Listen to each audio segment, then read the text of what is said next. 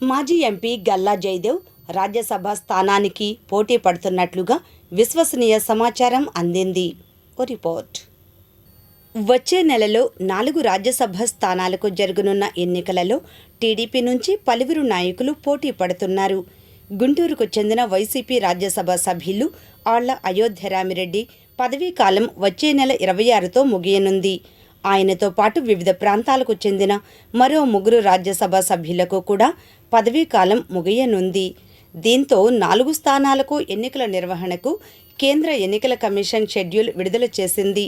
జిల్లాకు చెందిన ఒకరికి అవకాశం రావచ్చని కూటమి పార్టీల్లో చర్చ జరుగుతోంది.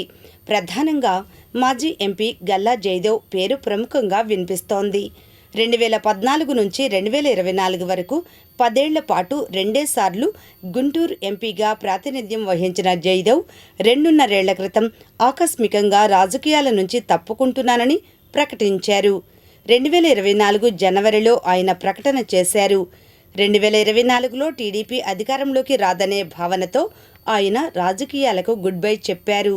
2024 జూన్లో అనూహ్యంగా కూటమి ప్రభుత్వం భారీ ఆధిక్యతతో అధికారంలోకి రావడంతో ఆయన వైఖరిని మళ్లీ మార్చుకున్నారు.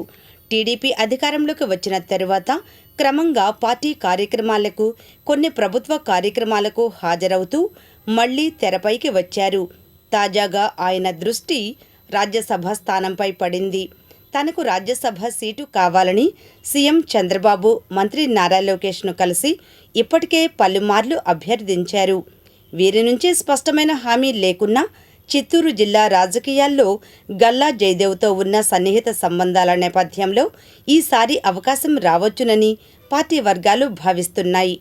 చిత్తూరు జిల్లాకు చెందిన జయదేవ్ను చంద్రబాబు 2 సార్లు ఎంపీగా టికెట్ ఇచ్చి గెలిపించారు. 2024లో ఆయన తొందరపడి రాజకీయాల నుంచి తప్పుకుంటున్నట్లు ప్రకటించినా మళ్లీ కొద్ది కాలానికే మనసు మార్చుకుని పార్టీ వైపు అడుగులు వేశారు. ప్రస్తుతం టీడీపీలో చురుగ్గా పనిచేయకపోయినా గతంలో ఉన్న అనుభవం దృష్ట్యా తనకు అవకాశం ఇవ్వాలని జయదేవ్ చంద్రబాబును కోరుతున్నారు. అలాగే ఇటీవల పార్టీ రాష్ట్ర ఉపాధ్యక్షులుగా ఎంపికైన భాష్యం విద్యాసంస్థల అధినేత భాష్యం రామకృష్ణ కొంతకాలంగా టీడీపీలో చురుగ్గా పనిచేస్తున్నారు. గుంటూరులో ఎమ్మెల్యేలతో జరిగే పలు సమావేశాల్లో పాల్గొంటున్నారు. మంగళగిరి రాష్ట్ర కార్యాలయంలో జరిగే పార్టీ సమావేశాలకు హాజరవుతూ క్రియాశీలకంగా పనిచేస్తున్నారు. గత ఎన్నికల్లో గుంటూరు లేదా నరసరావుపేట లోక్సభ స్థానాల నుంచి పోటీ చేయాలని యోచించినా ఆయనకు అవకాశం దక్కలేదు.